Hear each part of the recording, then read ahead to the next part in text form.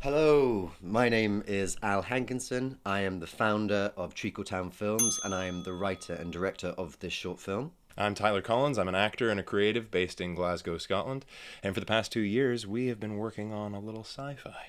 Now, as you can probably tell by our surroundings, we're fans of science fiction, and so we thought we'd turn our hands to the genre ourselves and see what we came up with. And what have we come up with, Al? What's it called? It's called The Final Dreams of the Station Perithea. And if you want to find out what the dreams are, or what the station's all about, or what a Perithea is, stick around till the end. Yes, so last year we thought that we would put our money where our mouths were, and before we asked you to trust us with this project and invest with us, we thought we'd show you what we're trying to make. So last year we got a team together of actors, costume designers, and makeup artists, and we filmed the first 3 pages of the prologue. And at the very end of this video, you'll be able to see that prologue, what we have in mind, the feel of the film, and what it is that we're asking you to invest in. But why a sci-fi, Al? You know, Tyler, that's a pretty good question. What? He's gone. So, I grew up in the 1990s, and I think it's safe to say that if you were a kid in the 1990s, TV was amazing, but science fiction TV was especially amazing. And so when I would come home from school and turn on the TV, the programs that I would find would be things like Deep Space Nine or Star Trek The Next Generation. And then as I grew up and my love of film in general began to grow, my love of science fiction deepened with it. And so now, some of my favourite films of all time are science fiction films. For me, science fiction is one of our most malleable and elastic genres. And it's no surprise that for centuries, writers have used science fiction as a vessel to smuggle in ideas and challenge the times within which they lived. Since the dawn of cinema, science fiction has been one of its most prolific and well-loved staples, giving us endless quotable dialogue, iconic images, and popcorn moments which are seared onto our collective cultural consciousness, whether you have seen these films or not. Like these ones!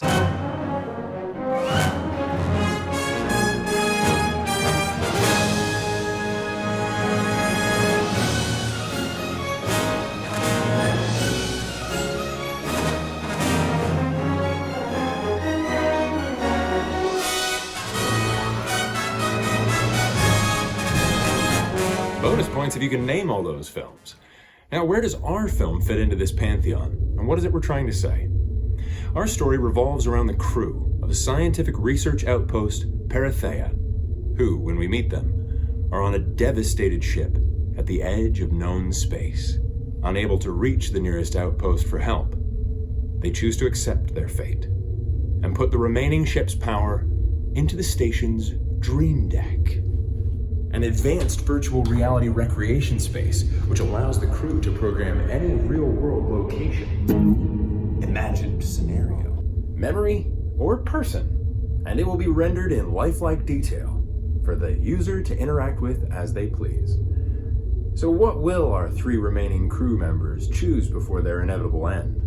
What will they choose to dream? What will they choose to program? It's through these dreams that our cast of characters learn more about each other than they ever thought possible. Now we can guess what you're thinking. After everything you've just seen and heard, you're probably thinking, that's pretty ambitious. It's pretty ambitious. Yeah, you're going to do this on that budget? Well, Yeah. yeah.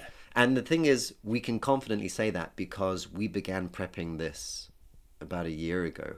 So already, before we have raised a single penny, the costume that the crew wear is already made. We had it made for the prologue, which we're about to show you at the end of this video. We have costume designs by Becky Hollis for all of the dream sequences. Every single location in the film is a real-world location that we can film in. So CGI is kept to an absolute minimum.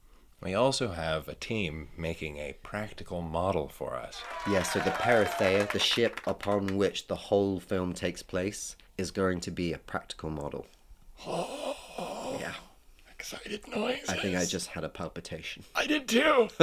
Having a practical model means that we don't have to spend a lot of money on CGI to create the image that we want to make. It also means we can shoot it practically, which means that we are following in the footsteps of all of those films and directors that we love so much. Those practical models. Oh, thank God. I found a mobile phone.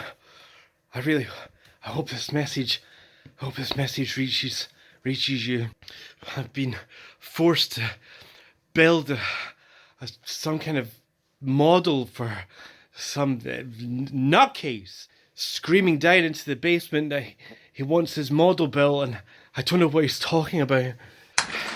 If you can help me, please down there? send help. Hey, get please. to work. Now, thank you so much for watching to this point. We really appreciate your time, and if you found that you were able to donate, it would mean the world to us. Likewise, we know that not everybody has funds at the moment, and so even sharing this goes a long, long way for getting the word out to the people who do have the funds. We can't make the film itself unless we have this budget. And part of why we're able to do it on this budget is because all of these things have been put into place. Yeah. We've done storyboards. We know how we want to make it. Also, for anybody who does donate, we're going to have some fun prizes. Yeah, check the information below. Is it time? I think it's time. Let's show them. And just to say, this is what we did on one day with no money. Now, imagine what we could do with the budget we require and that we're asking for. We think that this story is special. We think it's a story about our times. And we really hope that you can invest. Thank you very much. Live long and prosper. Live long and prosper.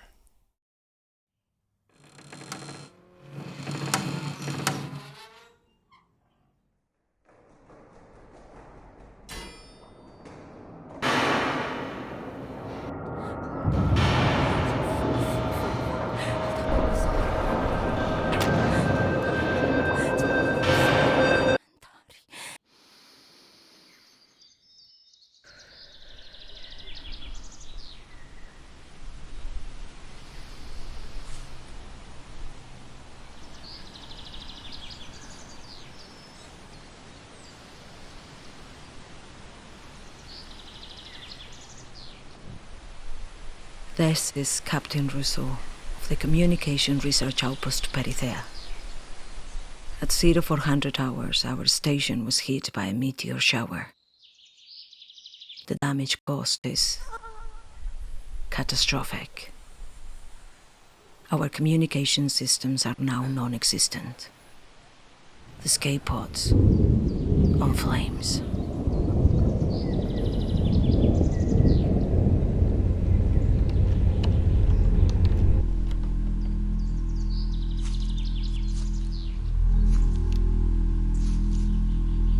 In the assault, our primary oxygen tanks were destroyed. I managed to stem the leaks to the secondary tanks, but at great cost to myself. Despite my efforts, the crew's future remains bleak.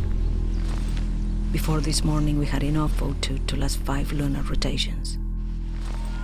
At current reserves, the remaining crew will be dead in 32 hours. However, we found a way to have a small measure of hope at the end.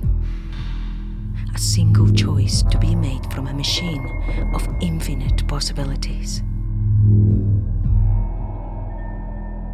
My final order to the crew, therefore, is simple. Choose wisely. This is Captain Rousseau, First Officer of the Perithea, signing off.